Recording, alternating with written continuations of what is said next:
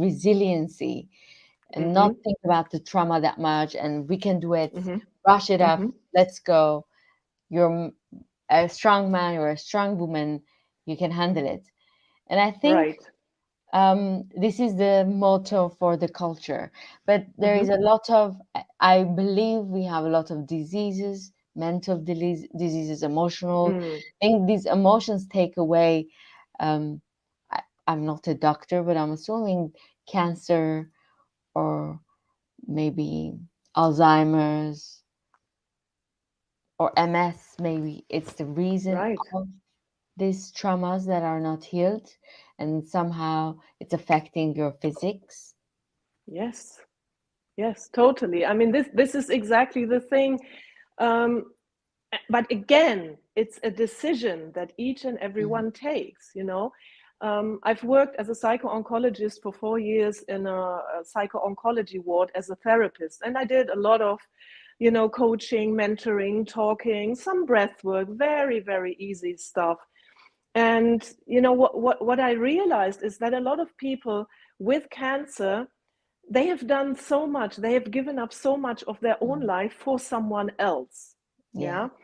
And then it hits them. And very often, I mean, they have two choices: either to just give in, or get up and, you know, do something about it. And some people actually make it, you know, some people make it when they work consciously, when they get healing, when they um, uh, yeah, when they work on their mindset. And of course, the culture, the roots, the country, there is so much that plays into it. This is what I was saying. We have to look at our ancestral Mm. lines as well, right? And it takes a lot of courage. It takes so Yeah. much courage to do this work, and not everyone is ready to do that and prefers to leave this world, which is fine. And during my time in the hospital, you know, I had one patient, and she was actually there to look after her husband with cancer. And then she had some checkups, and the next day I saw her in the bed, and I said, "What are you doing here?" And she said, "Well, it now hit me. Now my husband, my husband is getting better, and now it hit me." And I said, "Oh, I'm so sorry about it." She said, "Oh, I don't mind." And I thought, oh my God, she doesn't even feel it. She doesn't allow it Yeah. into her emotional body. So I kept visiting her, and we kept talking. And then she told me after a few weeks, you know, I'm dying. I said, "What are you saying?" "Yeah, I know I'm dying. The next time you come, I will not be here." And it was such a sweet woman, and I burst out crying. I was crying my eyes out. And I sat with her, I hugged her, we sat on the bed, and a nurse came in and she said, "What are you doing? Don't sit on the bed." I said, "Please leave this room." And we sat there together. We were crying for like 15 minutes, sobbing our eyes out. And that was the biggest healing for her.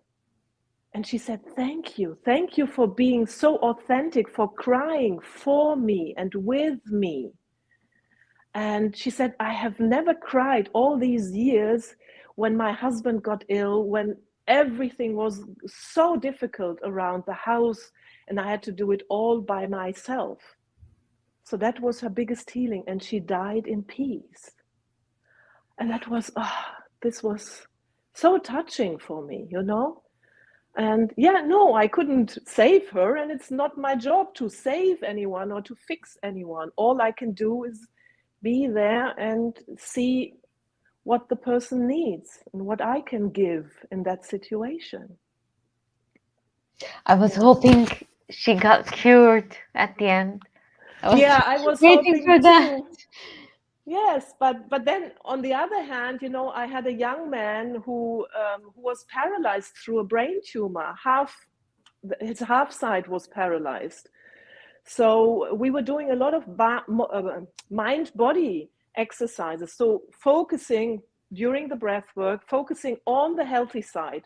So I kept him, just focus. How does it feel? How do your fingers feel when you move your arm? How does it feel? Your shoulder? And he had to describe all the sensations to me. I said, okay, now when you have the full sensation, superimpose your healthy side, the emotions, the feelings of the healthy side onto the numb side.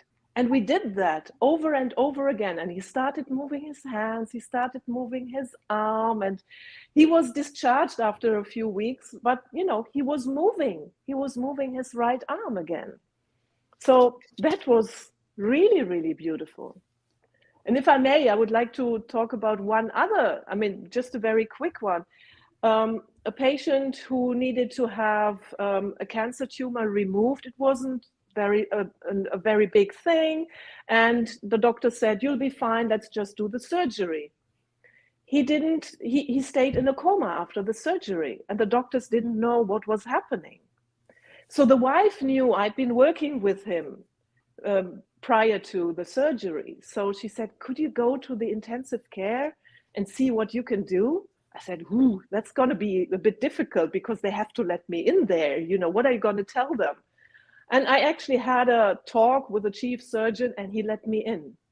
And they left us alone. So there was this patient, and I was just sitting with him, and I was doing the breathing, and I spoke to him internally, and we had a conversation in a different realm. And I did this like 3-4 times, and he woke up. He woke up. So I don't know, is it my doing? Is it my breathing? I don't know. And I don't take this as, oh my gosh, look at what a great person I am. This was a real gift for me to be able to be there, not knowing which way is it going. What do you mean you had a conversation with him on a different realm? Well, it's like, I tune in to the other person. And it's like when you're sitting at home and you're thinking of someone, and suddenly the phone rings and that person is on the line, right? So you were tuned into that person already. And this is what, in very simple words, I just put it, but this is what I did. It's like I tune in to that person and see what's happening in the body, what's happening. Do I get a connection to him? And also, I'm a trained non-dual Kabbalistic healer, which is a totally different story as well. So I did some healing with him as well. I don't know what worked, and I always know there's divine timing, and there is the divine that has the biggest influence, and it's not me. I'm only a tool, a channel, whatever you want to call me. I have a question. Do you travel for this? Yes. I know if I'm telling universe and yeah, listen to this. If something happens to me, I want her to come to us and tune in with me there. Don't let me die. Sasha, you know who to call now. Yes.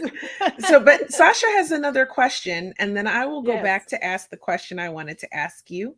Sure. And we had a couple of other comments I want to pull in here, but let's listen to Sasha's question. So Sasha says, what is the difference between the ancient philosophy and the new religions about the cure? Do you think the ancient beliefs can help more? Wow, what a good question. Great. I feel that nowadays we are going back to the ancient philosophies. And rebirthing breathwork is something very ancient because it's about the breath. The breath. Look at the first thing we do when we are born, when we are out of the mother's womb. What's the first thing we are supposed to do? Breathe in. If we don't breathe in, the doctors do everything to get us to breathe. They rub, and sometimes there's this little slap or whatever. They want us to breathe. And that's the in breath, taking in life. That's the first step of life, breathing in. And then what's the last thing we do on our deathbed? We breathe out, right? And what is it that we are doing in between? It's automatic. We don't even notice if we are breathing or not breathing. So the ancient philosophies knew about the power of the breath, where it can take us, what it can do for us, how healing the breath is. You know, pranayama is ancient, and the Sufis, the whirling dervishes, I mean, look at them, what they're doing with their breath. They are spiraling, breathing, going the Yahoo, Yahoo. They're going into different realms and really, really have wonderful experiences. Other people need to take drugs to be in this state of being. And this is only done by the breath. But at the same time, you need to be ready for it. You know, you need to build up the momentum. You need to practice. It's like exercising. If you want to run a marathon, you can't say, okay, tomorrow I'm running a marathon and off you go. You will not go very far. You have to exercise. You have to train. The same if you want to build more muscles. You have to train. It's the same with the breath. And it's as ancient as it can be. And I love going back to nature. I love all the organic clothing and, you know, growing my own food. Everything is going back now, going back to where we once were, away from all the technologies and coming back to nature, using the ancient philosophies more and more. And that's what I believe in. And I think that, you know, all these great masters, Dr. Joe Dispenza, Greg Braden, Bruce Lipton, and I mean, the list goes on. What are they doing? They are making all these ancient philosophies, these techniques available to mainstream media, to everyone. Now, in the ancient days, you needed to go through all these initiations and you know, not everybody was chosen. So today, I think this is what we need, going back to the ancient philosophies and to stay human and to heal again. Yeah. I That's love breath beautiful. work. It's, I do too. I think it's I've really done important. I've done Yeah. couple of sessions in New York, especially with full moon. The energy is just crazy. I think Yes. you need one month to recover for your next one. It's amazing. I think meditation, breath work, all of this stuff for trauma. And Teresa said earlier that she noticed that when she was going through trauma, she wasn't breathing. So she said, as someone who has